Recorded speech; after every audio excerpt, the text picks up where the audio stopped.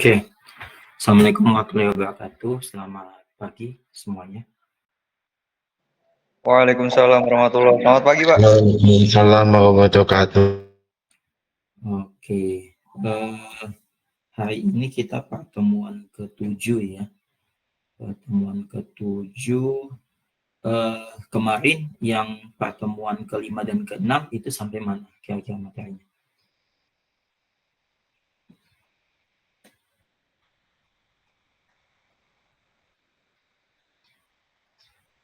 Halo? Yang kemarin pertemuan 5 sama 6 itu udah sampai mana pembahasannya?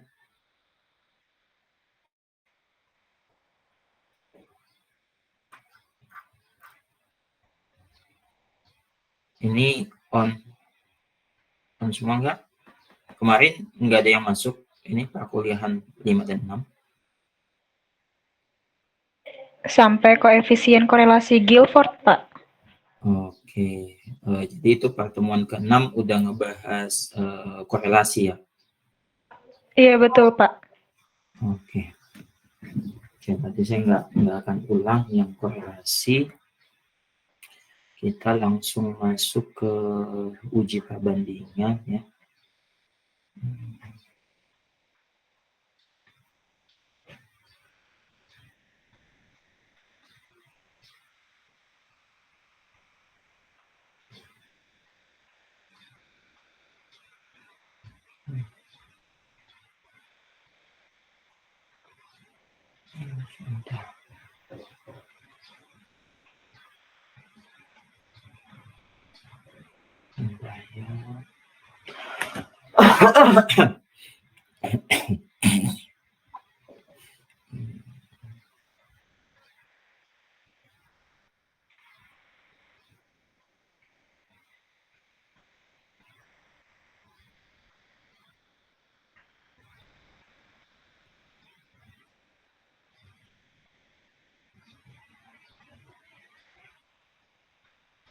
Kemarin udah sempat dibahas belum terkait uji perbandingan?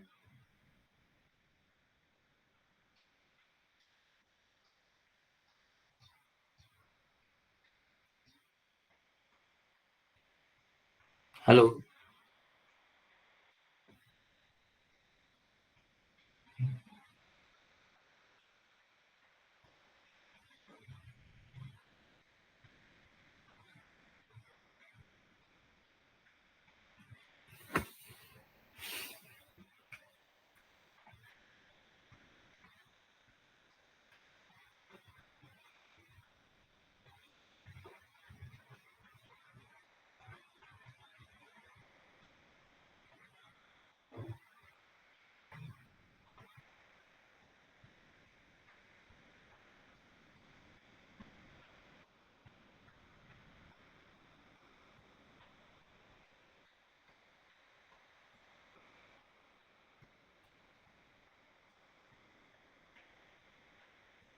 Setujunya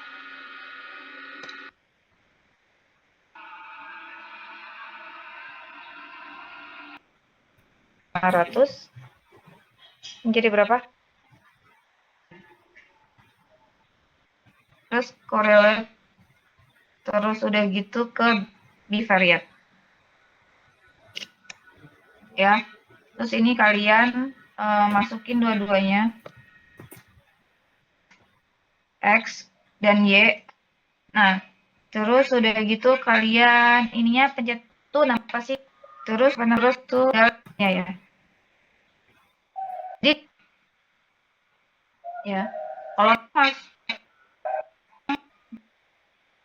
Kemarin udah sempat dibahas tentang perbandingan.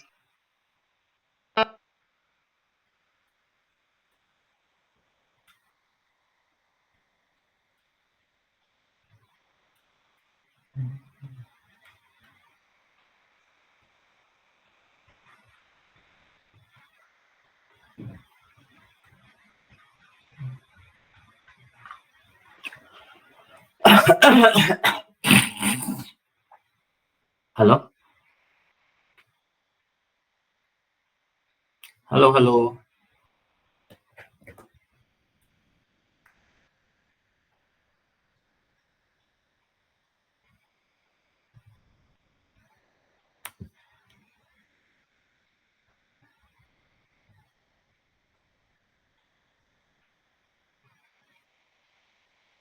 Ini kalau pas saya tanya nggak ada yang nyahut terus, nanti kita gini aja sampai jam 11 ya.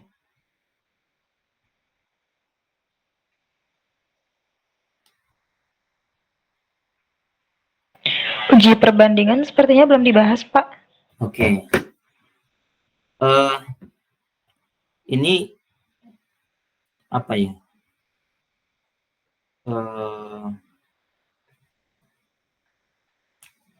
Ya. Oke, jadi kita akan membahas tentang uji perbandingan, di mana untuk uji perbandingan sendiri itu ada banyak metode ya. Ada banyak metode tergantung dari kondisi datanya ya. Nah, Ya, jadi kita kalau masukkan kita lihat pertanyaan tadi. uji perbandingan itu Kan ada 3 dia pertanyaan ya, kita masukkan membandingkan semuanya, beberapa tinggal copy data. paste doang. Beberapa data ini itu kaitannya sama populasi yang berbeda. Jadi misalkan saya mau bandingin nih ya antara yang mana lebih bagus Nih, bentuknya kayak misalnya gini. nilai Jadi statistiknya sudah gitu antara di sini kelas A dengan variabel kelas view. B misalkan. Nah, kelas A dengan kelas B ini Di dua sini kita kelompok bisa yang tulis berbeda. B1, Ya. B1 itu Nah, jadi pertanyaan kita mau 1, bandingkan. B2 Atau misalnya sama dalam satu B3. kelas ya, kita mau lihat nih ya, yang mana yang apa namanya nilai statistiknya misalnya yang lebih bagus ya, apa namanya antara laki-laki dan perempuan. Nah, kalau kita hanya lihat secara perhitungan ya, misalnya nih, oh kita rata-ratain ya nilai rata-rata antara nilai statistik ya yang laki-laki berapa, perempuan berapa. Nah, kalau secara kasat mata ya, secara deskriptif otomatis ya kita bisa langsung bedain gitu. Tapi kembali lagi apakah perbedaannya itu signifikan atau tidak ya, jangan sampai misalnya dia cuma beda 0,0001 gitu ya. Nah, itu ya memang sih berbeda, tapi secara apa namanya pengujian hipotesis ya itu tidak bisa jadi tidak berbeda nyata. Oke. Nah, untuk uji perbandingan sendiri ya itu dia dibedakan menjadi dua jenis dari tipe data ya. Sebelumnya kita udah sempat bahas ya bahwa untuk tipe data numerik ya yaitu seperti rasio ya ataupun juga interval ya seperti tinggi badan ya berat badan kemudian apalagi misalnya kecepatan ya dan seterusnya ya. Sedangkan kalau kategorik ya seperti jenis kelamin ya apa namanya atau misalnya pendidikan ya atau jenis pekerjaan dan sebagainya ya. Nah, ketika kita mendapatkan data numerik ya kemudian kita misalnya mau bandingin nih ya antara beberapa data ya ataupun juga misalnya kita bandinginnya apa terhadap referensinya ya, maka kita bisa menggunakan beberapa metode ya. Nah, kalau misalkan data yang kita punya ya itu dia cuman satu grup atau satu sampel ya atau satu populasi, kita mau bandingin terhadap referensi tertentu ya, maka ya jadi kalau kondisinya satu data ya atau satu kelompok data ya itu kita mau bandingin terhadap satu nilai tertentu ya, maka kita menggunakan one sample t-test ya. Jadi kita menggunakan one sample t-test. Nah, apa itu contohnya ya? Nah, misalkan saya mau lihat nih apakah IQ ya, IQ rata-rata IQ SMA misalnya ya, SMA di Jakarta misalkan ya, rata-rata IQ SMA di Jakarta misalnya tahun 2025 itu sudah memenuhi standar atau belum ya. Nah, begitu saya bilang memenuhi standar atau belum, otomatis nilai rata-ratanya mestinya itu lebih besar ya. Mestinya nilai rata-ratanya itu lebih besar dibanding standar yang ada di Jakarta ya. Nah, otomatis ketika kita misalkan nah contoh IQ IQ di Jakarta ya, IQ standar nasional misalkan ya, contoh misalnya berapa ya, 7, sekian misalnya ya. Nah, maka ya di rata-rata IQ ketika dia dikumpulkan semuanya ya, kumpulkan semua anak SMA di Jakarta di tahun 2005, kalau memang dia memenuhi standar ya, rata-ratanya mestinya minimal 7,5 atau di atasnya, ya kan? Nah, tapi pertanyaannya adalah bisa tidak kita kumpulkan semuanya? Bisa tidak kita tes semuanya? Ya, otomatis ada yang bilang bisa, Pak. Ada yang bilang, oh nggak bisa. Nah, itu tergantung ya, tergantung konteksnya. Misalkan nih, kita punya banyak waktu, kita punya banyak tenaga, termasuk materi, ya, maka bisa saja kita kumpulkan semuanya, gitu. Nah, tapi karena kita bisa jadi tidak bisa mengumpulkan semuanya, kita hanya perwakilan saja, maka yang kita ambil adalah sampel. Nah, sampel ini mewakili si populasi, makanya kita harus uji statistik, ya. Makanya kita harus uji statistik. Apakah sampel yang kita ambil, ya, itu nilainya lebih besar atau setidaknya sama dengan standar nasional, ya. Maka ketika itu kondisinya, maka yang kita gunakan adalah one sample test. Oke, seperti itu. Nah, kemudian yang lain, misalkan ada 2 sampel ya, ada 2 sampel ya. Nah, ini kita mau bandingkan. Nah, contoh kayak tadi, misalnya apakah rata-rata misalnya apakah rata-rata jumlah rata-rata bukan, apakah rata-rata penghasilan di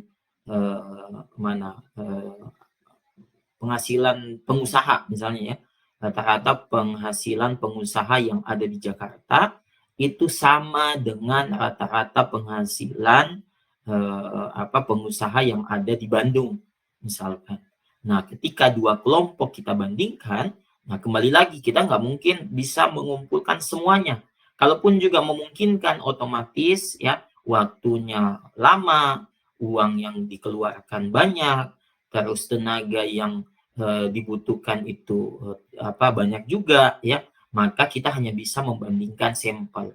Nah, kita mengumpulkan beberapa sampel yang ada di Jakarta pengusaha, kemudian kita mengumpulkan sampel yang ada di Bandung pengusaha. Kemudian penghasilannya kita rata-rata.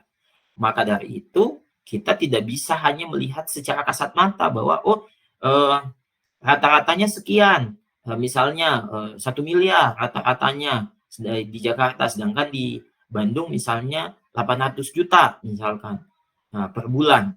Nah, maka kalau secara angka ya betul kita bisa mengatakan bahwa 1 juta dia lebih besar daripada yang 800. Tapi secara perwakilan untuk membandingkan secara populasi itu belum tentu ya. Walaupun misalnya satunya 1 miliar, satunya adalah 1 miliar 100 rupiah ya. Nah, itu kita belum bisa langsung memastikan, makanya kita harus lakukan uji perbandingan antara 2 sampel untuk mewakili 2 populasi seperti itu. Oke. Nah, itu. Kemudian ada yang namanya berpasangan ya. Berpasangan ini atau biasa kita sebut juga pair ya. Nah, ini biasanya sampelnya ya itu sampelnya biasanya sama ya. Sampelnya biasanya itu sama. Contohnya misalnya, saya mau melakukan uji ya, terhadap misalnya sebuah obat ya. Misalnya saya mau lakukan uji terhadap sebuah obat obat diet misalkan ya.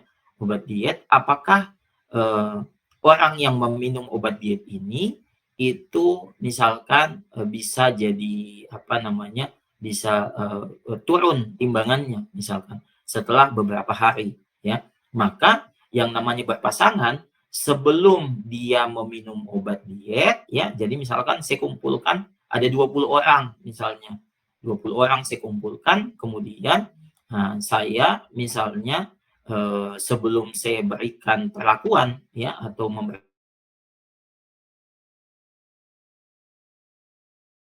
Oke, saya timbang dulu semuanya ya. Kemudian saya berikan obat dietnya. Setelah 7 hari dia mengkonsumsi obat diet itu, saya timbang lagi 20 orang yang sama ya. Nah, jadi kalau ini ya yang berpasangan ya kondisinya itu orangnya harus sama ya, orangnya harus sama. Kalau one sampel dia hanya satu data ya atau satu kumpulan data, kita bandingkan sama standar tertentu ya. Kalau dua sampel kita bandingkan antara dua kelompok data yang tidak saling tidak saling terikat ya, dia harus saling bebas ya. Nah, sedangkan kalau berpasangan dia harus orang yang sama atau dia tidak boleh saling bebas ya.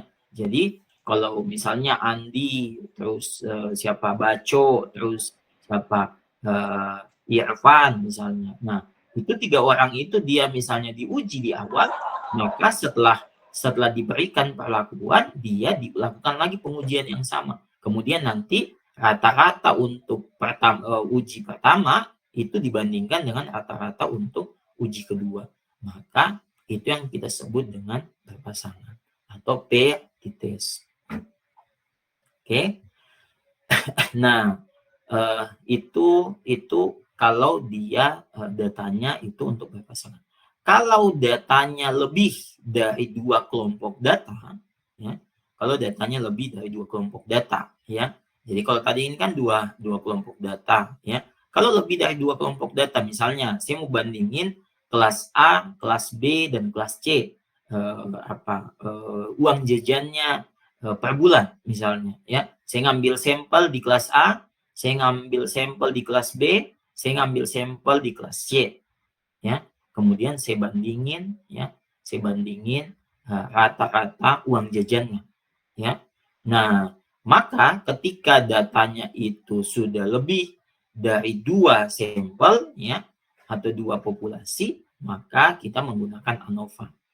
Nah, pertanyaannya adalah bisa tidak kalau kita tetap menggunakan 2 sampel? Bisa aja, tapi tidak efisien. Kenapa? Karena kita harus melakukan pengujian itu sebanyak berapa kali. Misalnya A kita bandingkan sama B, itu udah 1 kali. A kita bandingkan sama C, itu udah 2 kali. B kita bandingkan dengan C, berarti udah 3 kali. Ini kalau cuma 3 sampel ya, dia kombinasi 2 dari 3. Tapi kalau misalnya ada banyak sampel, ada banyak grup yang kita mau bandingkan, maka dia tidak akan efisien. Makanya kita menggunakan ANOVA. Nah, insya Allah juga hasilnya akan sama ketika kita harus bandingin dua data seperti itu. Nah, itu ya kemungkinan yang teman-teman akan pelajarin untuk ketika datanya itu dia punya asumsi normalitas ya. Jadi ketika dia kondisinya normal ya. Nah, ini juga udah sempat di pertemuan awal ya saya bahas ya. Jadi ketika kondisinya normal, datanya normal ya. Nah, kondisi data normal itu seperti apa? Nah, itu sudah pernah saya jelaskan ya. Nah, kondisinya adalah ketika ya kondisi umumnya itu lebih banyak dan di kondisi yang di sebelah kiri dan sebelah kanannya itu dia kecenderungannya sedikit seperti itu. Contoh seperti ya nilai ujian statistik misalkan ya bisa jadi yang nilainya misalnya 9 atas itu sedikit orangnya, sedangkan yang nilainya mungkin 60 ke bawah itu sedikit juga orangnya. Yang rata-rata seperti apa yang banyak? Oh, di antara itu ya. Nah, maka biasanya kalau kondisinya memenuhi asumsi normalitas ya, nanti ada ujinya ya, maka kita menggunakan ini. Nah, tapi kalau dia tidak memenuhi asumsi normalitas, maka kita menggunakan metode yang ada di sini. Datanya masih sama tapi metode penghitungannya ya. Mungkin kalau secara logiknya misalnya kalau dia memenuhi asumsi normalitas kita pangkat 2-in. Kalau dia tidak memenuhi kita absolutin misalnya, kita nilai mutlakin. Nah, seperti itu ya.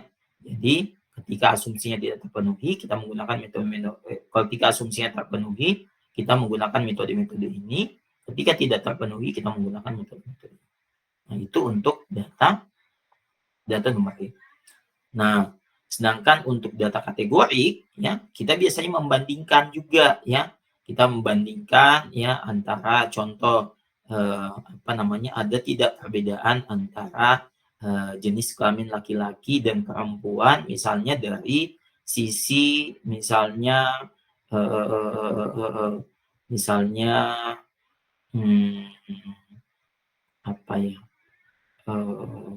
jenis rambut misalnya keriting dan lurus contoh, ya, atau mungkin pemilihan, ya. Ada tidak misalnya ada pemilihan di ketua BEM misalnya di kampus, ya. Kalau misalkan laki-laki itu kecenderungannya seperti ini frekuensinya, kalau perempuan dia milih yang mana. Nah, itu kita bandingin juga bisa, ya. Atau bisa juga kita lihat hubungannya, ya. Kalau sebelumnya kita udah lihat, kalau sebelumnya teman-teman udah belajar tentang uji korelasi, ya, melihat hubungan. Nah, ini juga, ya, mirip, ya, kita nanti menggunakan uji chi-square, ya, atau Fisher exact test. Nah, ini untuk sampel yang lebih atau sama dengan satu kelompok.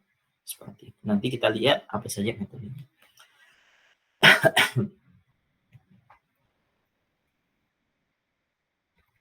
Oke, kita masuk ke pembahasan intinya. Nah, jadi ketika kita punya data, ya, punya data, misalnya sekelompok data, kemudian kita mau lakukan pengamatan, ya. Nah, dari sekelompok data ini, ya, ini tidak kadang-kala kita nggak bisa mengamati semua gitu. Contoh misalnya kafe, kita mau ngamatin nih kafe mana yang punya kopi paling enak misalnya di Jakarta, ya. Atau misalnya apakah harga kopi di Jakarta itu sama dengan nilai tertentu misalnya untuk nilai kopi termahalnya misalnya.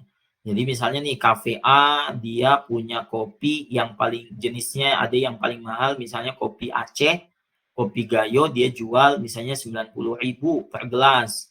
Contoh. Misalnya lagi kafe B dia jual misalnya kopi Sumatera yang paling mahal itu misalnya 45.000 per gelas. Nah, dan seterusnya, ya.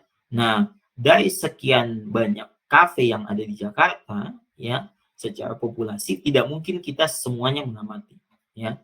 Makanya kita ngambil sampel, ya. Setelah kita ngambil sampel baru kita lakukan pengujian.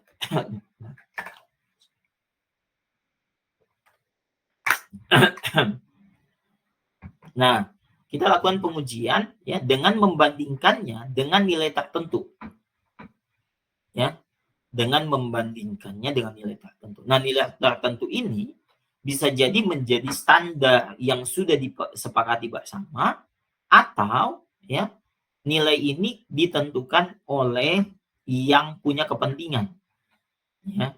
Jadi kita kumpulkan sampel yang kita inginkan, ya, yang kita butuhkan, yang memang mewakili populasi, kemudian kita hitung rata-ratanya sesuai dengan kasus yang kita sedang uji.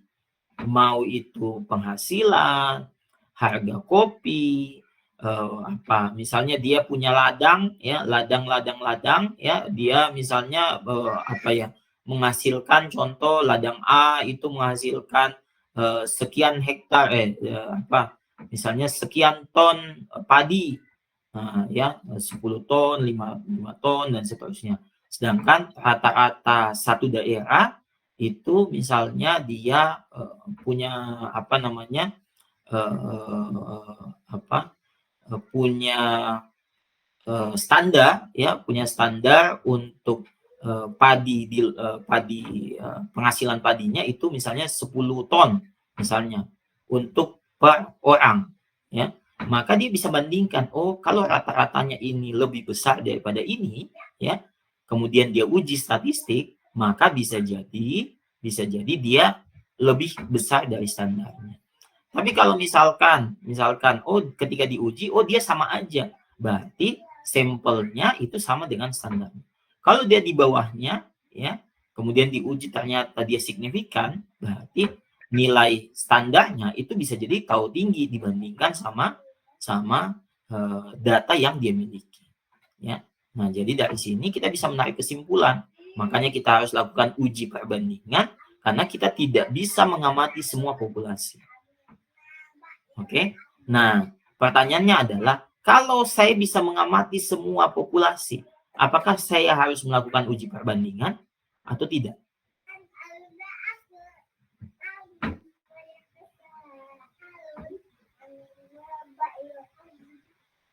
Halo?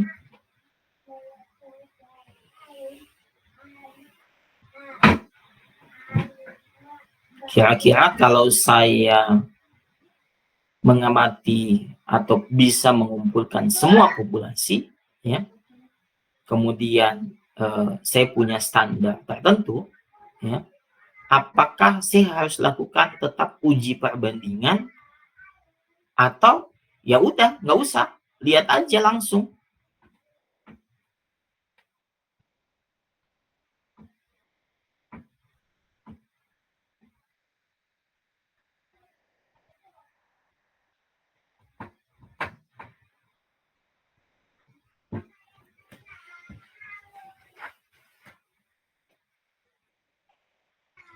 Halo.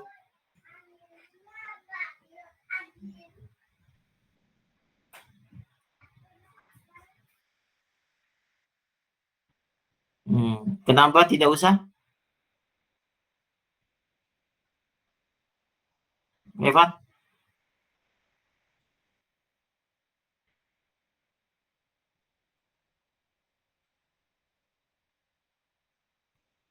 Oke. Ya, betul. Ya, jadi kalau kita udah punya data populasi, ya, kita punya data populasi, kemudian kita bandingin dengan satu nilai, kita bandingin rata-ratanya dengan si standar itu, kita nggak usah lagi lakukan uji perbandingan. Ya, kenapa? Karena ketika kita sudah mengambil data populasi, maka keseluruhan data itu sudah kita amatin. Tidak ada lagi data yang tersembunyi. Tidak ada lagi data yang harus diwakilkan. Ya, maka kita nggak usah lagi gunakan berbagai asumsi.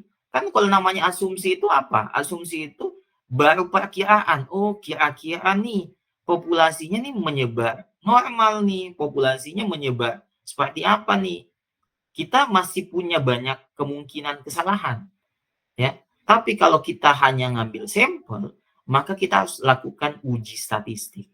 Makanya ilmu statistik itu adalah ilmu perhitungan untuk sampel, bukan ilmu perhitungan untuk populasi. Kenapa? Karena kalau populasinya kita sudah tahu, ya nggak usah ribet-ribet pakai uji statistik, nggak, langsung aja rata-rata. Ya, rata-rata itu adalah statistik deskriptif, tapi bukan pengujian, bukan lakukan unsur pengujian statistik. Oke, itu seperti perhitungan biasa aja, jumlahin, setelah itu dibagi dengan banyaknya data, udah selesai. Oke, jadi masalah kita selama ini, ya, itu adalah karena kita tidak bisa mengamati seluruh data. Tapi kalau kita bisa mengamati seluruh data, maka kita tidak usah menggunakan perhitungan-perhitungan yang ribet. Langsung saja dibandingkan seperti itu. Oke. Oke, kita lanjut. Nah, makanya ya makanya ada uji ini, ya. Ini perhitungan, ya. Perhitungan yang ketika data sampel yang kita punya, ya, maka tidak bisa langsung kita pastikan bahwa seluruh populasi itu kondisinya kayak gini. Kondisinya serupa. Makanya kita harus lakukan uji perhitungan, kita secara perhitungan statistik, ya. Ini sudah dikalkulasi, oh ini rata-ratanya, kemudian dia dibandingkan dengan sebaran tertentu. Sebaran inilah yang seolah-olah mewakili kondisi populasinya. Makanya kita biasanya itu, oh sampelnya nih gimana nih supaya dia mewakili populasi. Oh sampelnya harus representatif. Oh di situ ada laki-laki perempuan, ya udah ambil laki-laki sebagian, perempuan sebagian supaya mewakili masing-masing. Kemudian setelah kita lakukan perhitungan ya dari sampel, kita pakai lagi referensi apa? Sebaran tertentu yang kita memang berasumsi sebenarnya kayaknya nih populasinya sebarannya seperti ini. Gitu. Ya. Nah, makanya uji statistik itu dibutuhkan ketika kita mengamati sampel. Tapi kalau kita mengamati populasi, nggak usah. Langsung aja. Nggak usah perhitungan ribet-ribet kayak gini. Nggak. Gitu. Ya. Oke, contoh. Ya. Misalnya nih, mesin pengisi air mineral, ya, seharusnya mengisi botol kemasan dengan kemasannya dengan 330 ml, ya. Teman-teman sudah familiar dengan botol ini, ya. Nah, seorang manajer pabrik ingin menguji beberapa botol sebagai sampel untuk memastikan bahwa mesin mengisi air mineral tidak kurang dan tidak melebihi batas yang ditentukan, yaitu 330 ml. Berarti kan nanti kita ngambil sampel, baru kita uji apakah dia sama dengan 330 atau tidak. Ya kan? Nah, pertanyaannya, kalau saya tidak ngambil sampel, berarti apa yang saya harus lakukan? Semua produksi harus saya buka, baru saya ukur kembali. Berarti tidak efisien dong. Masa semuanya dibuka, diukur kembali, nanti dimasukin, ada lagi yang hilang. Ada lagi yang berkurang. Kebayang nggak? Jadi uji statistik di sini berperan sangat besar. Kenapa? Karena tidak semuanya bisa kita lakukan dengan efektif ketika harus kita cek populasinya keseluruhan. Berarti misalnya nih, contoh si mesin ini satu hari dia bisa mengisi air mineral di botol ini misalnya sebanyak 100.000 misalnya. 100.000 botol, ya. Berarti setiap hari dia harus cek 100.000 botol, ya. Dia ukur, kemudian misalnya setelah dia ukur, kemudian dia kemas kembali. Begitu tiap hari, karena kita bicara populasi. Berarti semua yang diisi dari mesin itu. Tapi kan pasti dia pekerjaannya jadi tidak efektif. Oh, kalau dia kurang gimana? Dia masa dia tambah sedikit-sedikit. Makanya dia ngambil sampel botol. Udah dia ngambil sampel botol selama 7 hari. Setiap hari dia ngambil misalnya 50 botol. 50 kali 7, 350 botol. 350 botol yang dia hitung, misalkan dia hitung, ya, dia ukur kembali, ya, untuk memastikan, oh ini sama enggak dengan 330. Dari 350 botol, mungkin botol 1 dia 329, botol 2 dia 331, botol 3 dia 330 pas, botol 4 misalnya dia 320. Terus. Nah, dari 350 botol itu baru dia rata-ratakan. Hitung rata-rata 350 botol. Oke, rata-rata apa ya? Otomatis rata-rata ukurannya. 350 botol, kemudian dia bandingin apakah sama dengan ini atau tidak. Nah, tapi tidak dibandingin hanya, oh ini 333, rata-rata 350 botol.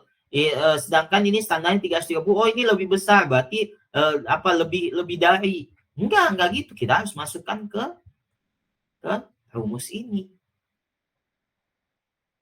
Hitung rata-rata 350 botol, ya. Kemudian dikurangi dengan 330 karena mu nolnya standar kita tadi pakai 330. Ya. Jadi rata-rata 350 botol itu berapa? Ya. Dikurangi dengan ini, ya. Si 330 itu karena standarnya 330 mili. Dibagi dengan standar deviasinya, hitung standar deviasi kemarin sudah kita pelajari, ya. Oke, nilai X rata-rata dikurang setiap data, ya, pangkat 2, ya. Habis itu nanti diakarkan bagi dengan N. Udah. Nah, habis itu dia ini sudah dapat standar deviasi si sampel, kemudian dia diakarkan N. N-nya apa? Jumlah semua data 350. Dapatlah T-nya. T-nya kita bandingkan, kita masukkan ke sini. Standarnya itu kalau ini kita nanti cek dari tabel uji T. Ya, itu ada tabel di setiap buku-buku biasanya ada, atau misalnya tinggal search aja di googling aja, ya. Tabel uji T. Nah, apakah nilai T hitungnya itu berada di luar sini atau tidak? Nah, itu berarti tergantung dari hipotesisnya apa. Hipotesis nolnya adalah rata-rata itu sama dengan mu nol. Mu nol itu apa? Mu nol itu standarnya. Jadi rata-rata sampel yang dipakai, ya. Ini kalau lihat simbol ini rata-rata populasi nih. Tapi kan data kita itu mewakili populasi, maka ini nanti kita ganti di sini dengan rata-rata sampel kita. Hipotesis nolnya adalah rata-rata populasi atau rata-rata sampel sama dengan yang disebutkan, atau sama dengan rata-rata standarnya, atau sama dengan referensinya. Nah, maka kalau datanya hasil pengujian masuk ke dalam sini, berarti hipotesis nol itu berlaku. Maka tidak ada perbedaan antara rata-rata sampel yang diuji dengan standarnya. Tapi kalau misalnya H1, ya, hipotesis 1, apa yang dia katakan? Rata-rata populasi berbeda dari nilai yang dihipotesiskan. Berarti apa? Oh, rata-rata sampel yang kita kumpulkan kan berapa? Itu sama tidak dengan rata-rata populasinya. Nah, ini tidak secara kasat mata, kita uji dulu.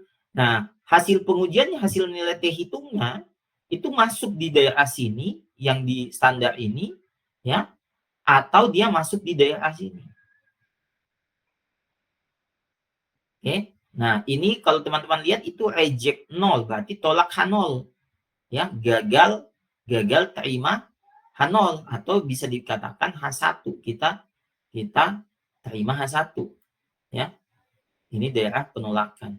Jadi kalau ketika kita uji ternyata dia masuk ke sini, berarti dia tidak dia terdapat perbedaan antara rata-rata sampel dengan standar yang berlaku. Oke, ini kita bisa pakai T hitung, ya, kita bandingin ke sini, atau bisa juga nilai p-value-nya. Nanti kita langsung praktek. Oke. Nah, itu kalau hipotesisnya sama dengan. Kalau hipotesisnya lebih dari atau kurang dari, ya. Nah, contoh, ya. Misalnya ini. UMR adalah upah standar yang digunakan oleh perusahaan dalam memberikan gaji kepada karyawannya. Oke. Nah, ini. UMR adalah upah standar yang digunakan oleh perusahaan dalam memberikan gaji kepada karyawannya. Untuk melindungi hak karyawannya, seorang direktur perusahaan melakukan pengujian dengan membandingkan rata-rata gaji karyawannya dengan UMR yang telah ditetapkan. Nah, kira-kira nih pertanyaannya, bagaimana membuat hipotesis untuk ini? Kalau yang atas ini, ya, ini bisa nulis nggak ya? Enggak. Gimana sih?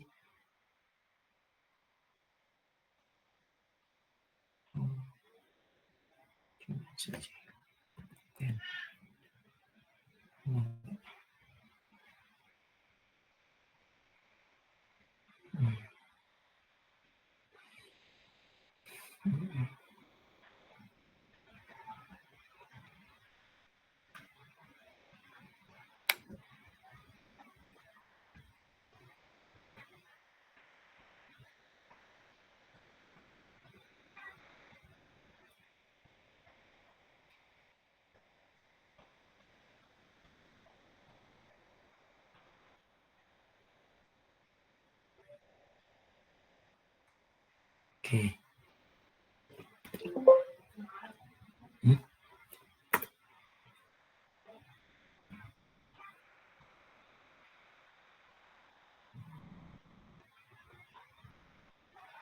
Oke.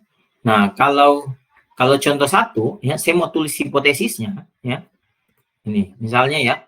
Nah, ini kan dia mengatakan bahwa dia itu mau menguji nih apakah si mesin itu sama atau tidak, ya, dengan standar tertentu 330. Maka H0-nya, ya, H0-nya, ya.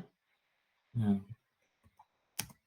H0-nya di sini adalah mu, ya, atau tulis biasa aja, rata-rata, ya, rata-rata mesin, ya, rata-rata pengisian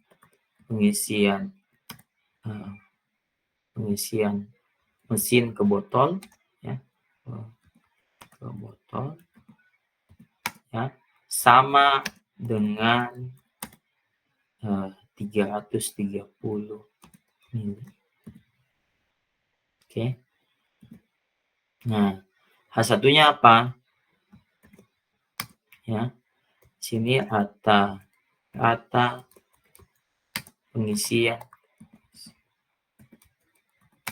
mesin ke botol, ya, tidak sama dengan 330.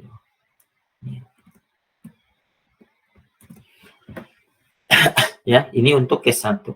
Ya, nanti ujian teman-teman itu salah satunya itu buat hipotesis. Saya lagi mikir dulu kira-kira gimana bentuk UTS-nya. UTS minggu depan ya. Nanti saya infoin ya, apakah project atau apa gitu ya. Saya diskusi dulu nanti sama tim. Oke. Nah, ini kemungkinan pertama untuk contoh 1. Untuk contoh 2, ya. Nah, ini ya. Nah, kita bisa tuliskan seperti ini. Kan UMR ini batas standarnya nih, ya, gaji karyawan, ya. Maka H0-nya, hipotesis 0-nya, ya. Ya. Gaji karyawan, ya. Ya. Lebih kecil, ya. Lebih kecil, ya, atau sama dengan UMR. Oke. H1-nya, ya, gaji karyawan, ya,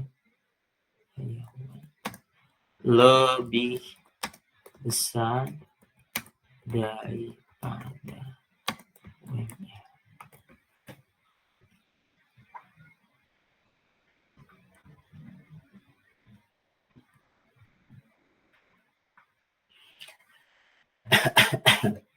Bisa dibayangkan penulisannya. Ini kalau kita panjangin. Tapi kalau mau disingkat, ya, pakai simbol-simbol, ya, berarti ini pakai yang seperti ini, ya. Bikinnya kayak gini, ya. Bikinnya kayak gini. Jadi mu, ya, sama dengan ini bisa di-copy nggak? Bisa. Oke. H0, ya, mu sama dengan 330. Nah, ini kita tulis aja langsung, ya. H1 mu, ya,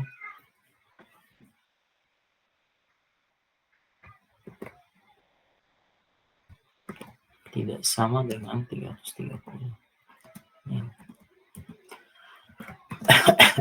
Seperti itu ya.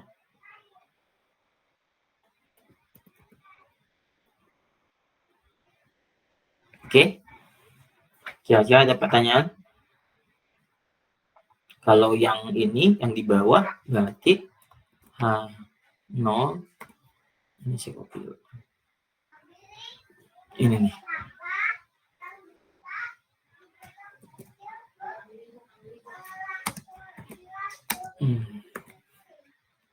Nah, ini 330 UMR H1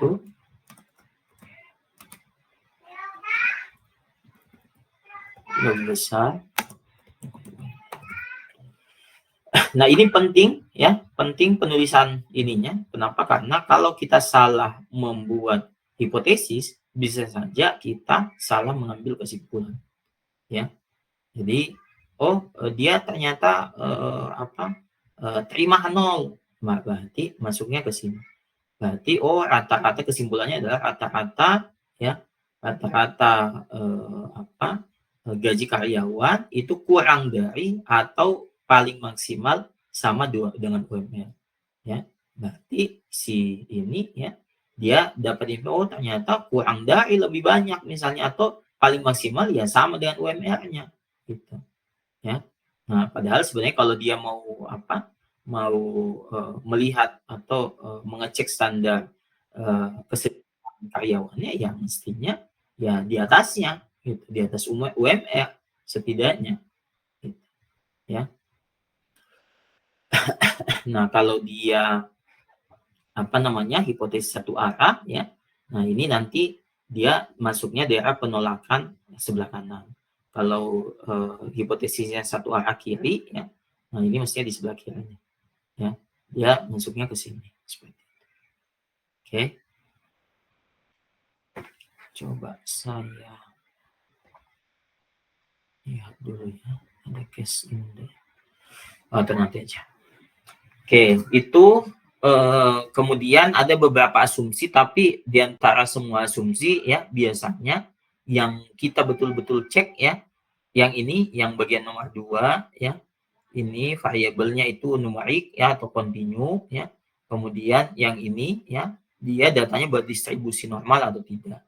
Sisanya ini biasanya ya udah kita nganggapnya dia acak dan tidak boleh punya hubungan antar amatan. Nah, khusus untuk nomor 3, ini biasanya kita uji. Ya, ada pengujian dia berdistribusi normal atau tidak. Kalau dia tidak terpenuhi uji asumsi normalnya, maka kita nggak boleh pakai uji one sample test. Tapi yang kita pakai adalah one sign test. Seperti itu. Oke. Contohnya ini ya. Ini studi kasusnya ya. Energi bar ya, ini di sneaker ya, contoh. Nah, di samping ini menuliskan pada kemasan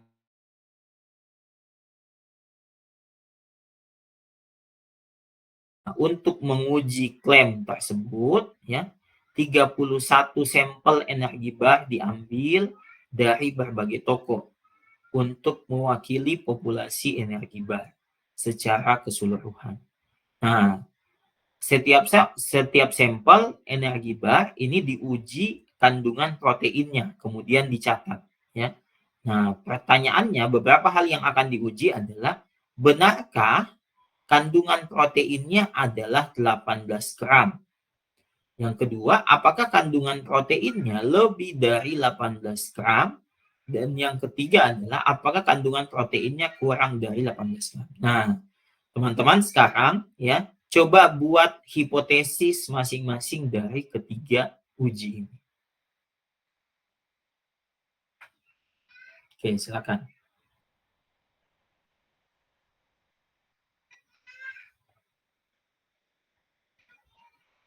Oke, saya kasih waktu 5 menit buat tulis hipotesisnya. Buat hipotesisnya seperti yang tadi saya buat di sini. Terserah mau pakai simbol ya, atau mau pakai seperti ini ya. Nah, itu silakan.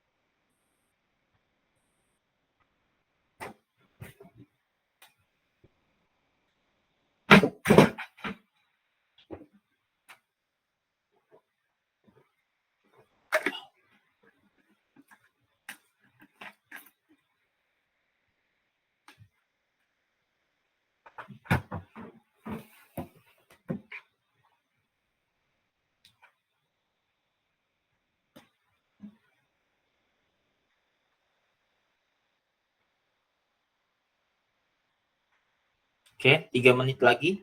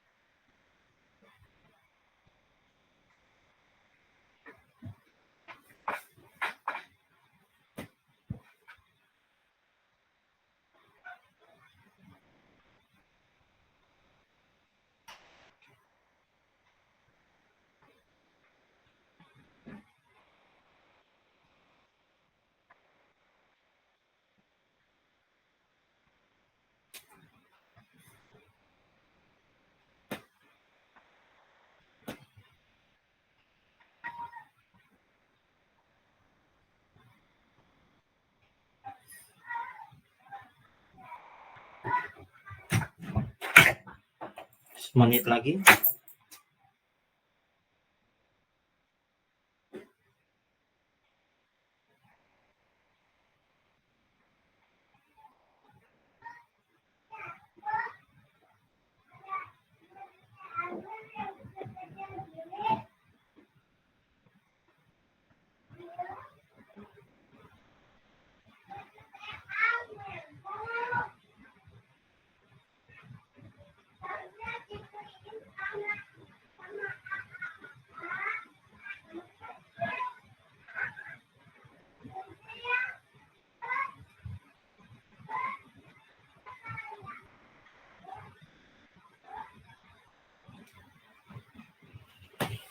Oke.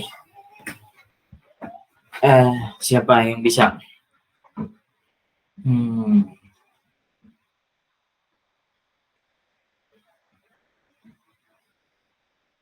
Coba siapa ini? Anggita ada?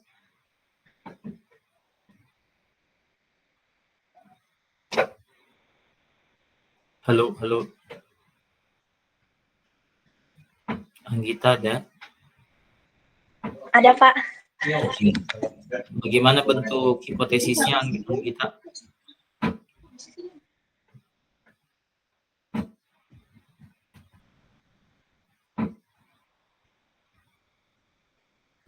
Halo?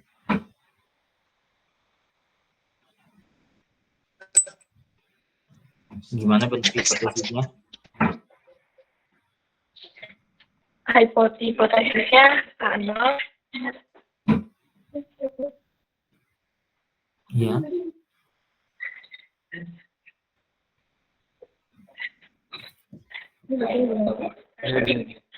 Arnold new sama dengan 18 gram.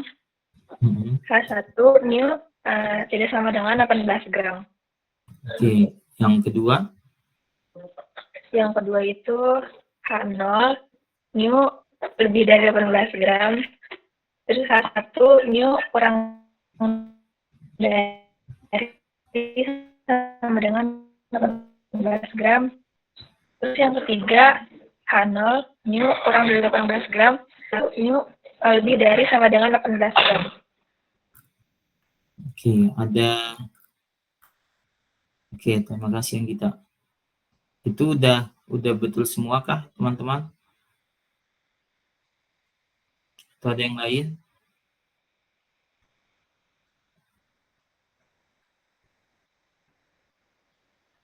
Jadi katanya Anggita ya, yang pertama itu dia H0 sama dengan ya, ini saya sambil nulis ya, Sambil saya tulis di sini.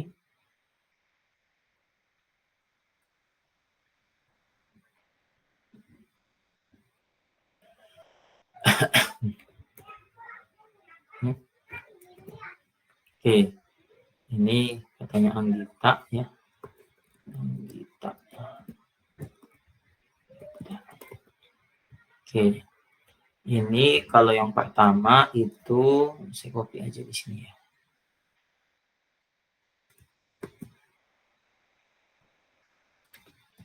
Oke, katanya Anggita ini sama dengan 18 gram ya.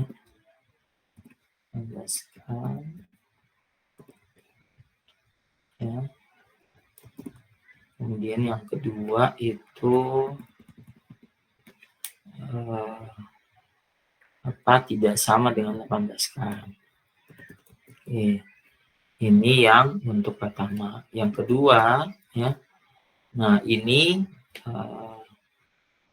saya copy lagi di sini. Yang kedua ya, mu-nya itu kurang dari ya di sini gitu ya, kurang dari atau lebih besar dari.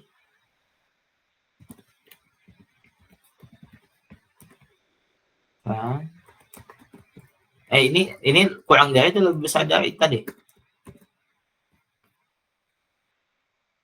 Kurang dari, Pak, itu. Oh, di atas kurang dari. Terus yang di bawah lebih besar dari atau sama dengan gitu ya? Iya, Pak, yang bawah lebih besar sama dengan. Nah, yang ketiga ya.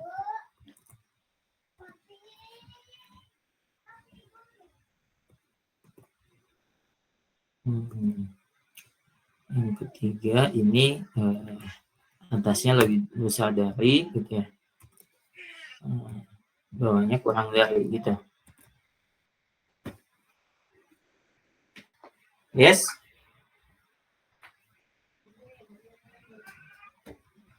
Oke, ada yang lain? Coba. Pak, yang 2 sama ketiga kebalik, Pak. Tadi maksud saya salah. Oh, 2 sama ketiga kebalik. Oke.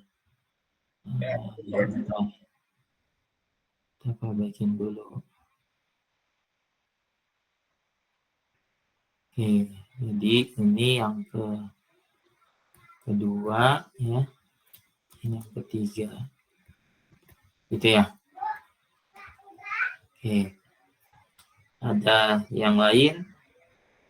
Coba kita cek.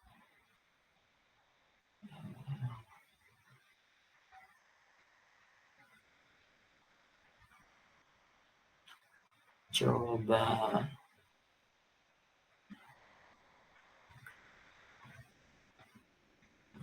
Siapa ya? Rizky Aulia. Rizky Aulia ada nggak?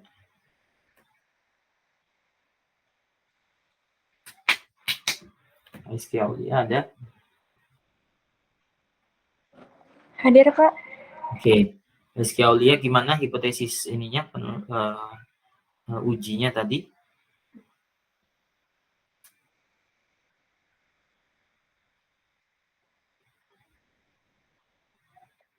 Sama Anggita atau ada beda?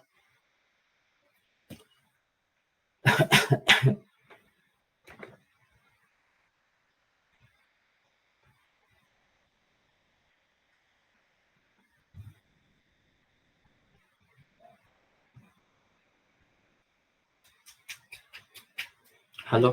Paling yang nomor 2. Nomor 2 Yang ya. H1 itu kurang lebih dari sama dengan 18. Oke, coba. Kata Rizky ya, yang nomor 2 gimana?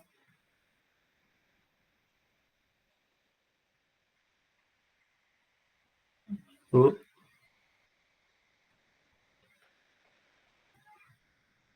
Halo?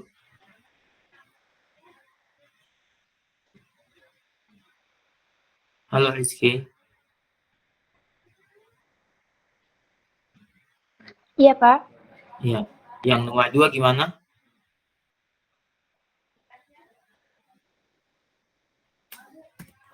Yang H1-nya kurang lebih dari 18. Oh, yang ini lebih dari 18. Ini kurang dari gitu.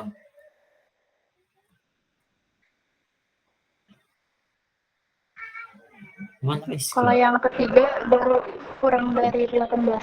Oh, oke. Ini kalau yang ketiga di sini kebalik gitu ya. Ini. Oke, satu lagi.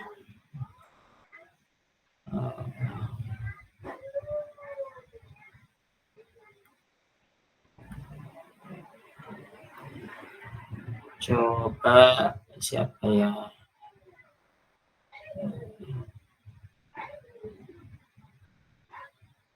Gabrian ada?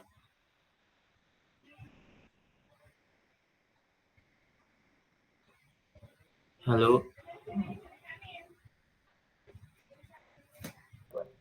Halo Pak. Ya, oke. Gabrian, gimana Gabrian?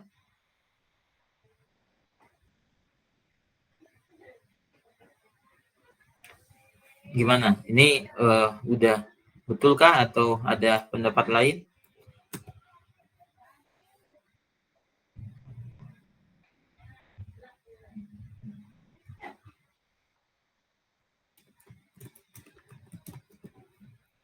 Gimana Gabrian?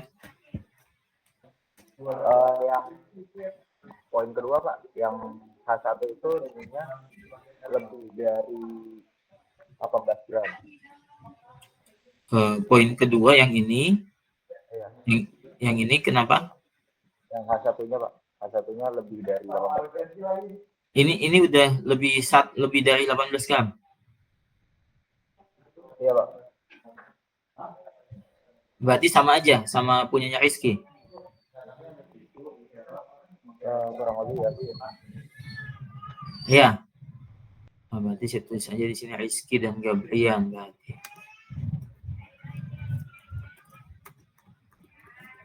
Oke, dah. Oke, jadi kita bahas ya.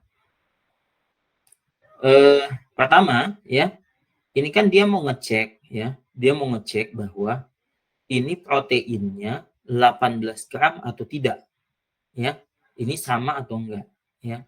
Nah, otomatis kan kemungkinannya ada dua ya. Jadi kalau ini untuk hipotesis 1, benarkah kandungan proteinnya 18 gram ya. Nah, kemungkinannya ada dua ya. Kalau kalau benar 18 gram berarti dia sama dengan, atau kalau kurang dari atau lebih besar dari berarti kan dia tidak sama dengan 18 gram. Ya, berarti ya hipotesis nolnya, H0-nya ya ini ya. H0-nya itu mu sama dengan 18 gram dan H1 itu mu ya tidak sama dengan 18 gram. Oke, jadi untuk yang ini untuk Anggita ya, Rizky dan Gabrian itu sama untuk hipotesis untuk uji yang pertama. Oke. Nah, yang kedua, apakah kandungan proteinnya lebih dari 18 gram? Oke, apakah kandungan proteinnya lebih dari 18 gram? Kan dia mau uji nih, ya. Dia mau uji ini kandungan proteinnya lebih dari 18 gram nggak ya? Oke. Nah, di sini ketika dia mau uji, kan di sini tuh tulisannya 18 gram. Ya. Nah, ada satu hal yang teman-teman harus perhatikan, ya. Untuk setiap H0, ya, untuk setiap H0, ini H0 itu adalah sesuatu yang sudah diketahui bahwa kondisinya sudah seperti itu.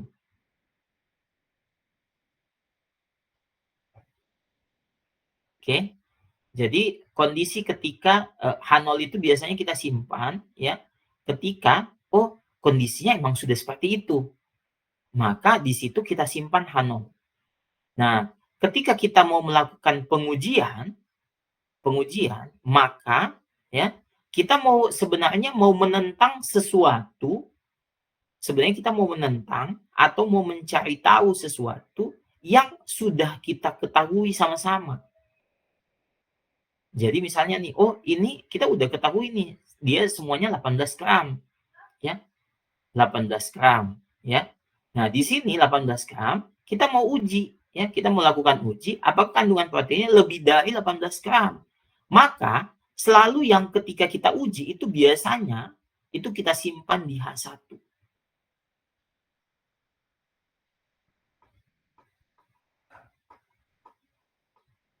Bisa dibayangkan? Ya, jadi kalau ketika kita mau melakukan perlawanan terhadap sesuatu yang kita sudah ketahui sama-sama, maka biasanya kita simpan di H1. Dan di H0 itu selalu tanda sama dengan itu melekat. Jadi misalnya ini nih, misalnya ini nih, ini selalu kita berikan tanda sama dengan seperti ini.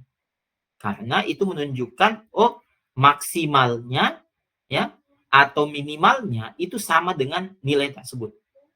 Ya, jadi kita nggak pernah ya nyimpan H di H1 itu ada tanda sama dengannya. Ya, jadi di H0 itu selalu itu minimal atau maksimalnya itu sama dengan nilai tersebut. Oke. Nah, karena di sini apakah kandungan proteinnya lebih dari 18 gram, kan kita mau uji nih. Maka ya setidaknya kan kalau kita lihat yang ini, oh 18 gram nih. Oh setidaknya dia udah sampai 18 gram, berarti dia sudah terpenuhi dong. Ya. Nah, jadi kalau misalnya oh dia kurang dari ya untuk kondisi ini yang kedua ya. Nah, kalaupun juga kurang dari atau maksimal sama dengan 18 gram, dia berarti tidak terpenuhi nih unsur yang ini. Ya, maka di sini kita simpan ya di H0-nya itu seperti yang di sini ya. Ini. Jadi kurang dari atau sama dengan 18 gram ya. Nah, sedangkan H1-nya itu lebih dari 18 gram. Oke. Seperti itu. Ini juga sama ya, kita tambahkan sama dengan berarti kalau yang ini kebalikannya. Apakah kandungan proteinnya kurang dari 18 gram ya? Jadi kita mau uji nih, oh kita ngira, kita berpersepsi bahwa oh sebelumnya bisa jadi dia lebih. Maka di sini kita simpan H0-nya seperti ini, ya. Ini adalah pengujiannya.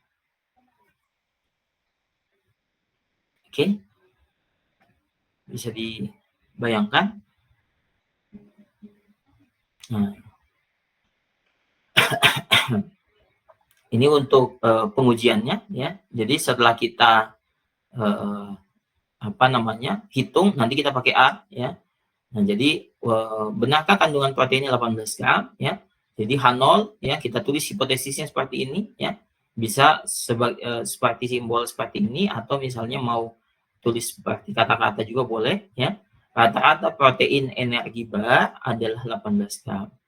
Nah, sedangkan rata-rata protein energi bar bukan 18 gram. Bukan 18 gram itu bisa jadi kurang dari, bisa jadi lebih besar dari. Ya. Nah, ketika kita hitung, ya, ini nanti kita pakai A, ya. Nah, ini nanti kita masukkan datanya, ya. Nah, mu-nya berapa? Kita masukkan mu. Mu ini adalah yang kita sudah ketahui, ya. 18 misalnya, alternatifnya two side, ya. Two side ini berarti dua sisi, kiri kanan, ya. Nah, ini kita lihat, oh P-value-nya 0,004. Nah, berarti kalau P-value-nya sekian, maka kita tolak H0. Kalau P-value-nya kurang dari 0,05, maka tolak H0. Tolak H0 itu berarti apa? Berarti masuk ke ranah ini. Kita menolak H0, berarti kita menerima H1. Berarti berdasarkan uji T, nilai P-value kurang dari 0,05. Tolak H0. Artinya rata-rata protein energi bar bukan 18 gram. Dengan kata lain, klaim pada kemasan tidak benar. Seperti itu. Oke. Nah, ini juga sama ya. Nah, ini ketika kita sudah tuliskan hipotesisnya ya. Nah, kalau kita salah menuliskan hipotesis, ini bisa jadi kita salah nanti menarik kesimpulan ya. Nah, di sini rata-rata protein energi bar adalah kurang dari atau sama dengan 18 gram. Nah, ini yang kita mau uji. Apakah kandungan proteinnya lebih dari 18 gram? Nah, rata-rata protein energi bar lebih dari 18 gram. Ya, inilah yang kita mau uji. Maka yang kita mau uji itu kita simpan di H1 seperti itu. Ya. Nah, di sini ya, ketika kita cek, oh ternyata p-value-nya di bawah 0,05. Jadi batasnya itu ya, kita bisa saja ya menggunakan nilai T hitung, ini T hitung ya. Nilai T ini dapatnya dari mana? Dapatnya dari rumus yang ini. Ya, dapatnya dari rumus ini. Nilai T. Ya. Nah, nilai T ini kita dapat dari rumus nilai T hitung yang tadi itu kita dapatnya dari rumus ini. Sedangkan nilai p-value sebenarnya ketika kita masukkan ke tabel ya, itu akan dapat nilai p-value. Nah, kita nggak usah hitung manual ya. Ketika kita mau ya, ketika kita mau lakukan perbandingan ya. Nah, maka nanti kita lihat saja p-value-nya ya. P-value-nya 0,0 sekian berarti tolak H0 ya. Taunya dari mana? Karena kita punya standar ya. Nilai p-value-nya adalah 0,05 ini nih ya. Jadi ini standar default ya. Defaultnya adalah standarnya 0,05. Ketika nilai p-value-nya di bawah 0,05 maka tolak H0. Kalau di atas 0,05 berarti terima H0. Seperti itu. Oke, nah ini kita coba ya. Bentar, saya cek dulu datanya.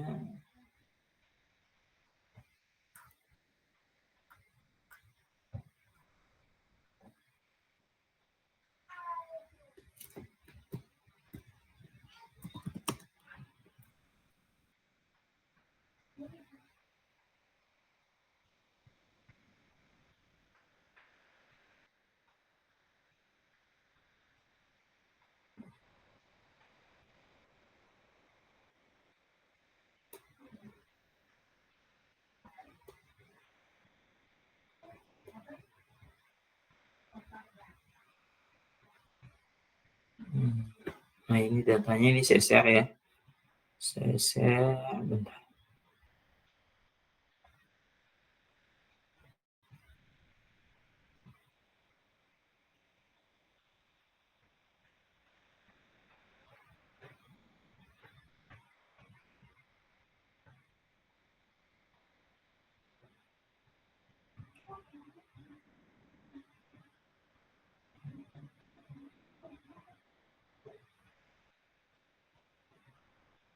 Saya kirim ke Evan ya.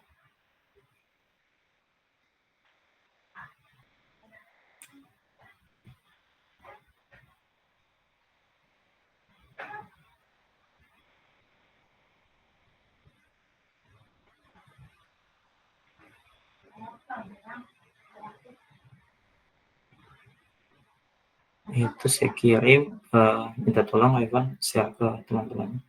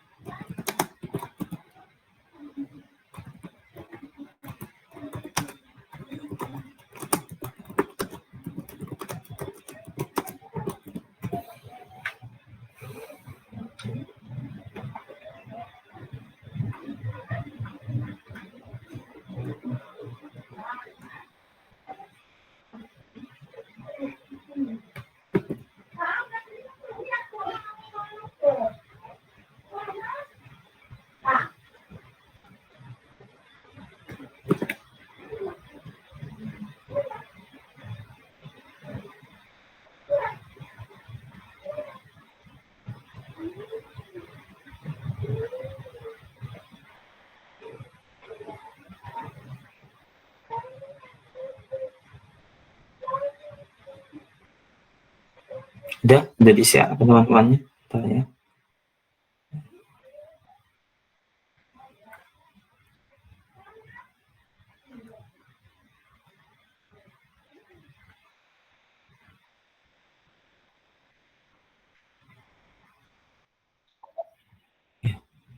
Oke, thank you.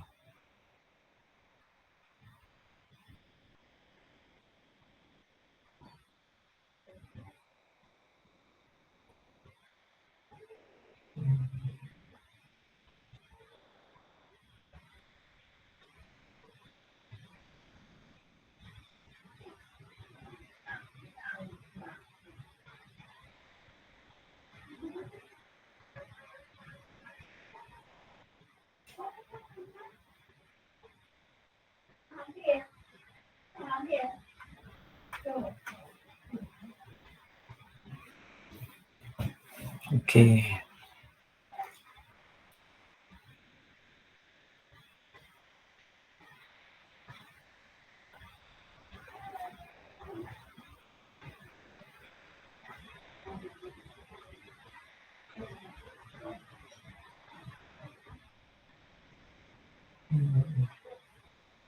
Oke, jadi data kita itu seperti ini ya. Bentar.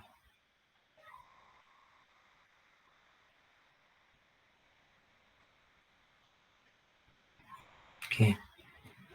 Nah, jadi data kita seperti ini ya. Ini adalah apa namanya, hasil pengukuran dari ya, dari berapa ini? 31 ya. Dari 31 sampel ya. Di mana kalau kita lakukan apa, perhitungan ya. Ini misalnya kita mau lakukan perhitungan manual ya.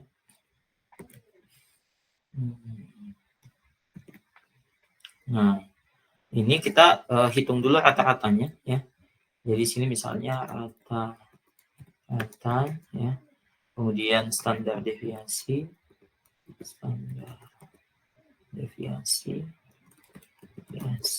ya. Terus apa namanya,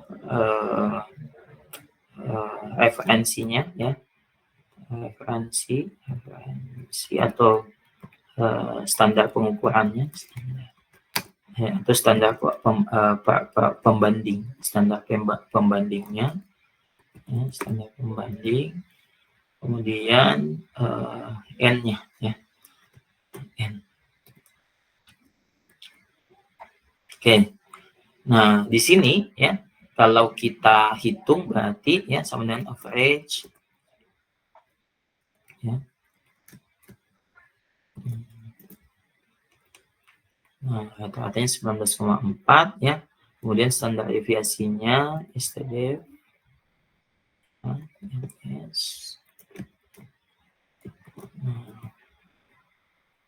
nah, ini 2,5 sekian ya. Nah, kemudian referensi standar pembandingnya dia 18 ya.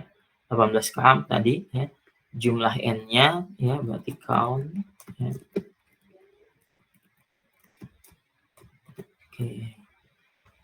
Nah, 31 ya. Nah, kemudian T hitung ya. T hitung ya. Nah, di sini ya. Nah, ini sama dengan nilai rata-rata ya, ini dikurangi dengan standar deviasi referensinya ini ya. Nah, kemudian kita bagi ya. Kita bagi dengan standar deviasi ya. Nah, ini dibagi lagi ya dengan akar n ya. Dengan akar n SKRT ya. Nah, ini kurung 1, 2 ya. Nah, di sini kita kurang juga. Nah, udah. Nah, maka dapat nilai T hitungnya 3, sekian ya. Nah, kalau kita bandingkan, jadi untuk menguji hipotesis itu ada 2 cara ya. 2 cara. Nah, ya. Nah, untuk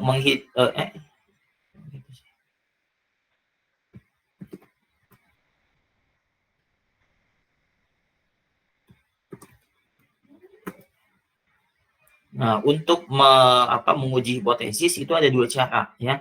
Cara pertama adalah ya, cara pertama itu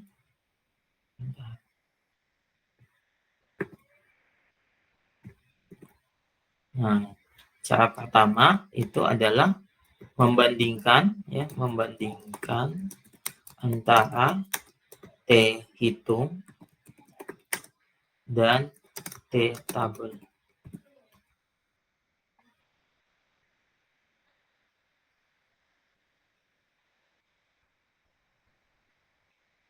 Ya, ini cara pertama.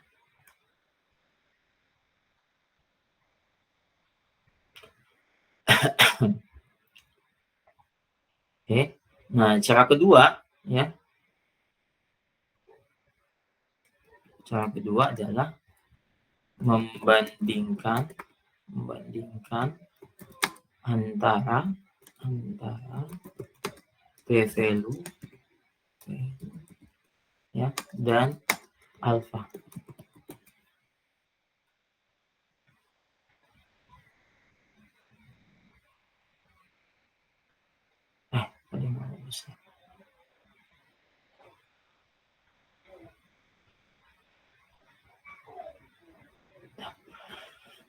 Jadi ada dua cara ya. Cara pertama adalah membandingkan antara T hitung dan T tabel ya. Cara kedua adalah membandingkan antara p-value dan alfa. Nah, kalau kita pakai cara pertama, ini kan kita udah dapat nih T hitung ya. Nah, kemudian kita cari nih T tabelnya ya. Nah, cari T tabel ya. Ini kalau pakai Excel ya. T inverse T tabel. Bentar, saya udah lupa lagi nih kalau nyari ini. This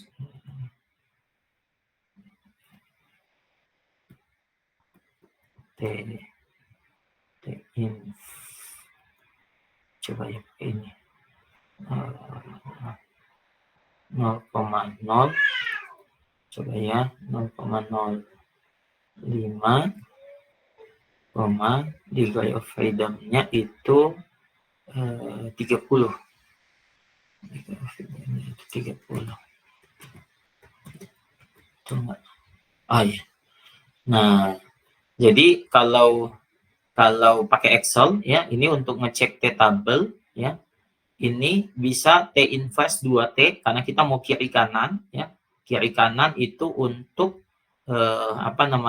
kalau dia hipotesisnya sama dengan ya. Kalau dia hipotesisnya satu arah berarti jangan pakai yang 2T tapi T inf aja gitu. Nah, ini 0,05 ya karena alfanya 0,05 terus titik koma degree of freedom-nya ya, derajat bebasnya. Derajat bebasnya itu dapat dari mana? Ini nih 31 dikurang 1. N kurang 1. Jadi dapat 30. Kalau di sini 41 berarti 41 kurang 1 ya, 35 kurang 1 dapat di sini. Nah, maka T tabelnya adalah 2, sekian. Kalau T hitung lebih besar dari T tabel ya. Nah, jika T hitung lebih besar dari T tabel ya, maka tolak H0. Nah, ini kalau kita pakai ya. Nah, ini kalau kita pakai T hitung kita bandingkan sama T tabel ya. Jika T hitung lebih besar dari T tabel, maka tolak H0. Kita tadi udah tahu nih hipotesisnya itu H0 itu sama dengan ya, sedangkan H1 itu tidak sama dengan. Maka kalau dari perhitungan ini kita tahu bahwa rata-rata energi bar itu proteinnya tidak sama dengan 18 gram. Ini kalau kita mau pakai T hitung dan T tabel. Tapi kalau kita membandingkan antara p-value dan alfa, ya ini kita nggak bisa pakai pakai Excel aja ya. Nah, ini kita pakai R ya. Nah, caranya adalah nah, pertama kita panggil dulu datanya ya.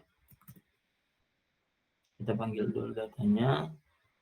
Saya mungkin reaktornya.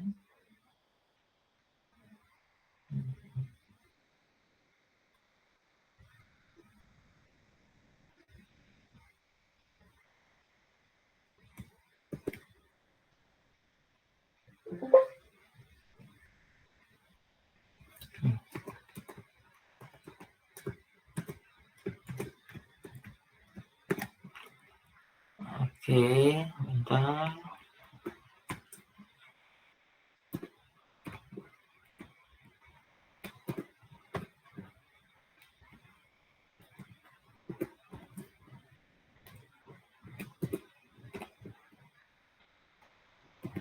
Oke.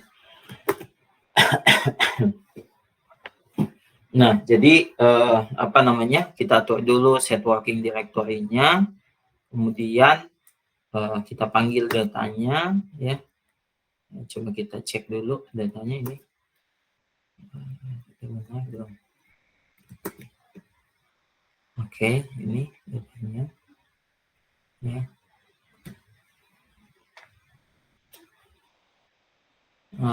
Oke.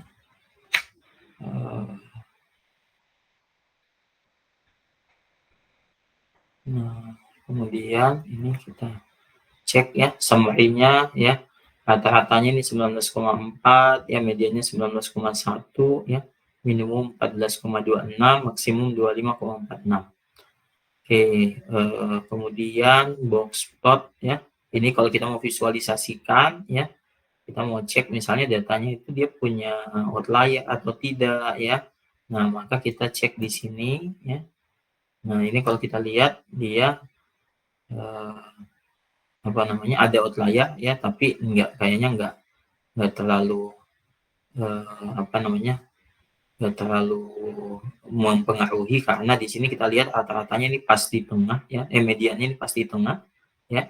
Kemudian antara apa minimum ya, minimum dan maksimumnya ini hampir sama ya, jadi kita nggak apa-apa, kita abaikan aja ya. Nah, kemudian kalau kita mau lakukan uji normalitas ya, nah ini kalau misalnya ternyata pas kita uji normalitas, oh ini apa nggak normal nih, nah ini sebenarnya bisa kita cek juga ya, oh bisa jadi dia outlier-nya ini mempengaruhi ya, coba dihilangin baru di tes lagi gitu. Nah, kemudian ini kita Shapiro test ya untuk uji normalitas ya, ini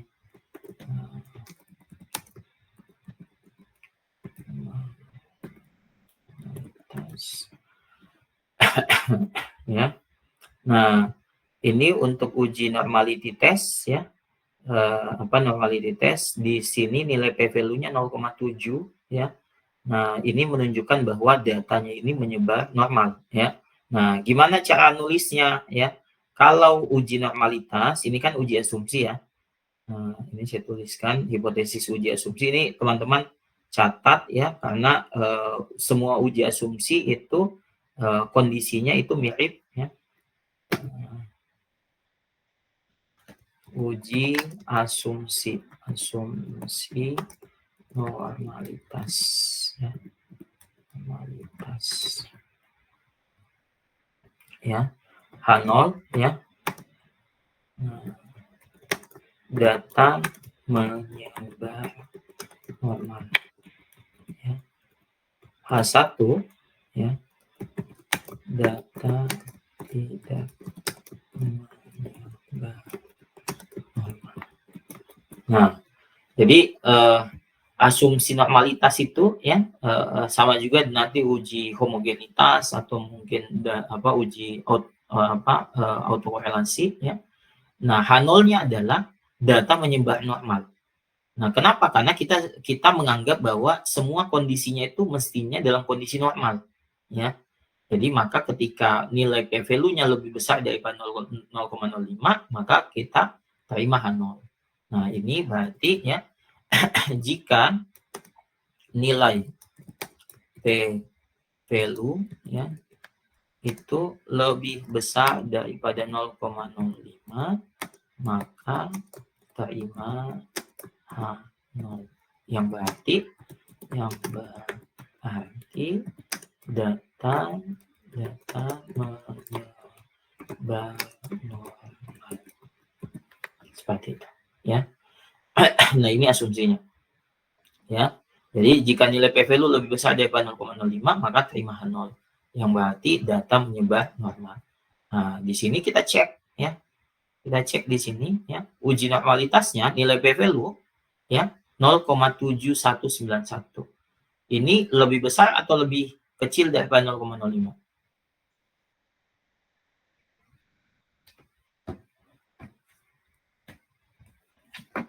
Halo?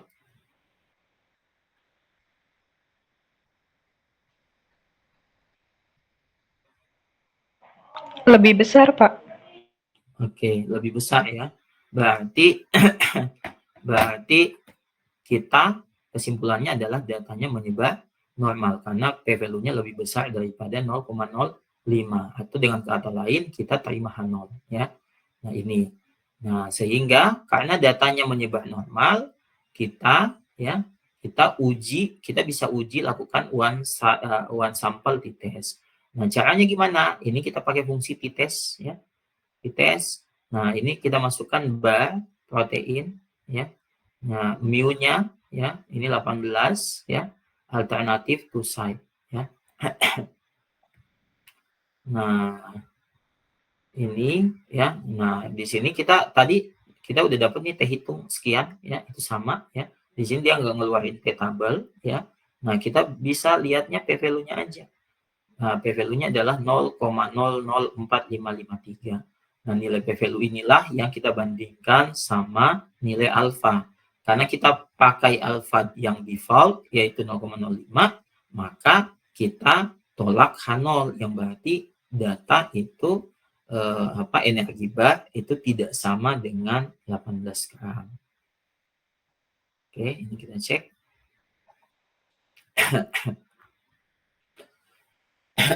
Nah, ini ya. Jadi, ini sama ya, jadi t-test bla bla bla ya, sampel t-test datanya ya, data bar protein ya, ini nilai T hitung ya, DF-nya ini 30 ya, ini sama dengan yang tadi kita buat ya di Excel ya, degree of freedom-nya 30, N kurang 1 ya, p-value itu 0,004553 ya.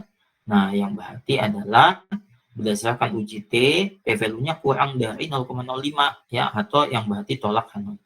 Artinya rata-rata protein energi bar itu bukan 18 gram. Dengan kata lain, klaim pada kemasan tidak benar. Oke.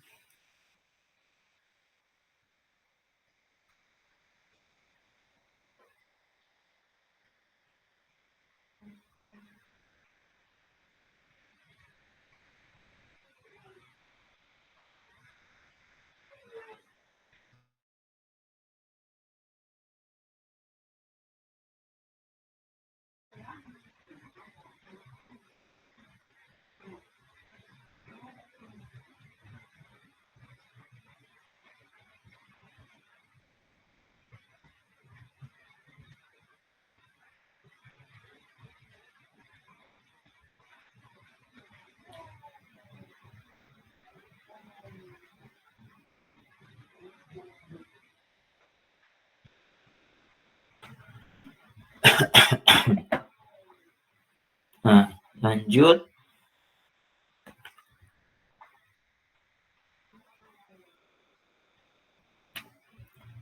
Nah, untuk uji yang kedua ya, kita lihat di sini ya. Kita lihat di sini ya. Nah, dia di sini ya, hipotesisnya bentuknya seperti ini karena apakah kandungan proteinnya lebih dari 18 gram ya. Nah, maka yang ini ya yang jadi patokan kita ya. Nah, ketika kita masukkan di R-nya ya, sini alternatifnya adalah greater ya, lebih besar dari ya. Karena yang di H1-nya itu dia lebih besar ya. Nah, sedangkan kalau dia tanda sama dengan atau tidak sama dengan, itu kita pakai to site di sini ya. Sedangkan kalau dia di H1-nya itu kurang dari, itu kita pakai less. Oke. Nah, ini ya. Nah, kita cek ya. Nah, jadi yang membedakan itu hanya ininya saja ya. Kalau untuk berdasarkan uji yang kita mau cek. Jadi ketika kita tuliskan hipotesisnya itu nanti kita sesuaikan ya.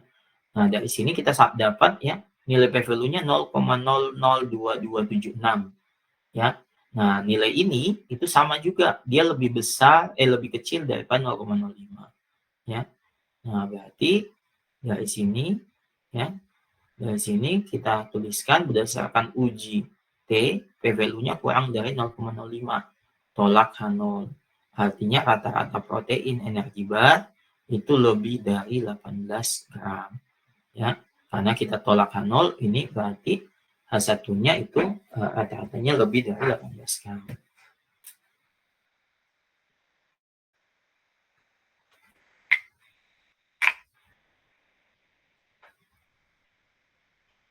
Oke, nah ini yang ketiga ya. Ini yang ketiga. Nah, dites ya, bar protein mu 18 alternatifnya less ya, kurang dari. Nah, kita cek. Nah, ini nilai p-value-nya 0,99. 0,997 ya. Nah, ini nilai p-value-nya lebih besar daripada alfa 0,05 ya. Berarti kesimpulannya adalah ya, untuk yang ketiga ini gagal tolak H0 karena nilai p-value-nya ini lebih besar daripada 0,05 ya. Nah, artinya rata-rata protein energi bar lebih dari atau sama dengan 18 gram. Maka ini kesimpulannya, dia lebih dari atau sama dengan 18 gram. Oke, kira-kira ada pertanyaan? Ini nanti kita pertemuan berikutnya kita bahas ini aja ya. Tuh sampel dites kita selesaiin semua. Tuh sampel sama P. Oke. Setelah ini aja, setelah UTS aja. Kira-kira ada pertanyaan?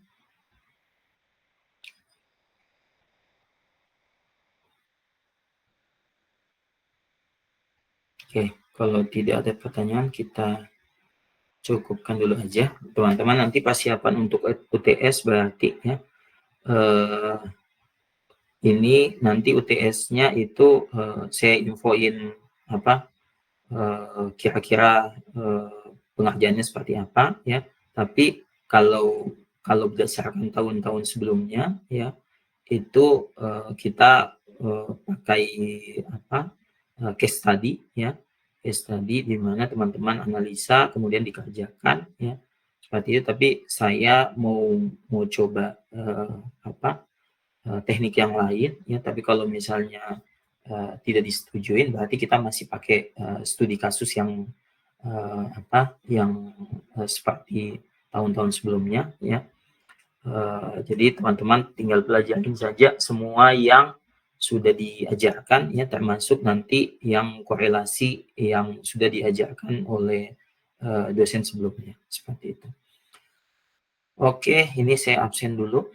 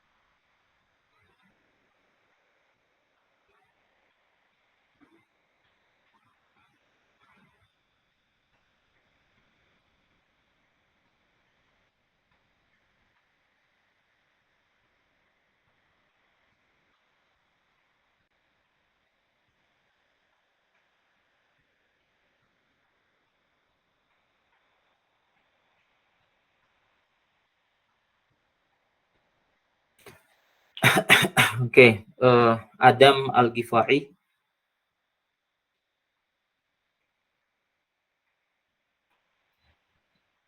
Hadir Pak, hadir. Oke. Adila.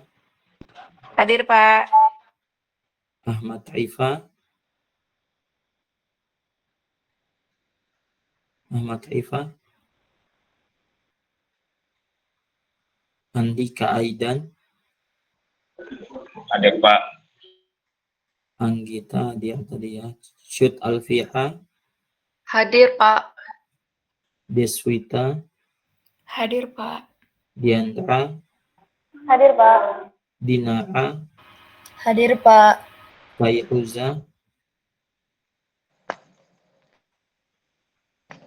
Hadir, Pak. Hadir. Fatia, Hadir, Pak. Vika Nuriski, Hadir, Pak. Franciscus, Hadir, Pak. Gabrian, oh ada. Hadir, Pak. Asya, oke. Asya, Hadir, Pak. Jessica, Hadir, Pak. Jireh Manuel,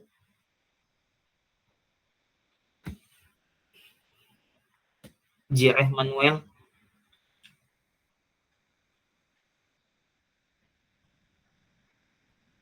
Kaila, Hadir, Pak. Kalisa, Hadir, Pak. Kristianto, Hadir Pak. Dael, Muhammad Dael Galvin. Hadir, Pak. Hadir. Ini sama dengan Brian. Iya, Pak, dengan device dari Brian. Jadi 2 device. Satu device 2 orang. Nih, 3 orang. Muhammad 3 orang. Raihan. Muhammad Raihan, Muhammad Ryan hadir, Pak. ya. Muhammad Alfat, Hadir, Pak. Muhammad Rian, Hadir, Pak. Muhammad Hazimul, Hadir, Pak. Nadine Faiza, Hadir, Pak. Naisha, Hadir, Pak. Nafi, Hadir Pak. Naila, Hadir, Pak.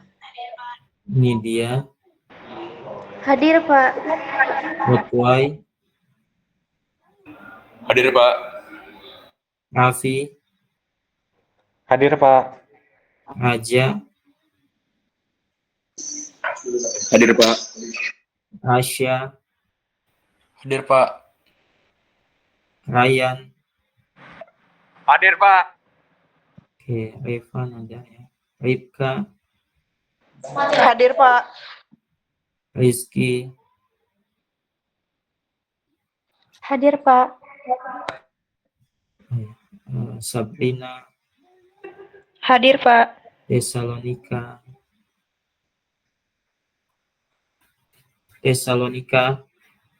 Hadir, Pak. Carol, Malvin. Hadir Pak. Oke. Nah. Oke, thank you semuanya. Mudah-mudahan lancar UTS-nya ya. Permisi, Pak. Pak. Ya, silakan. Gimana? Maaf, Pak. Saya tadi sebelumnya udah sempat unmute bilang hadir, cuman kayaknya karena saya di gedung UPT Bahasa, jadi sinyalnya susah banget, Pak, di sini, Pak. Maaf. Oke, teman-teman. Iya, Pak. Pak, izin Pak, saya Ahmad Rifa tadi sudah hadir, cuma lagi perjalanan ke kampus Pak. Oh iya, oke. Oke Pak, terima kasih Pak. Oke, kalau gitu, thank you semuanya. Assalamualaikum. Waalaikumsalam. Terima kasih, Pak.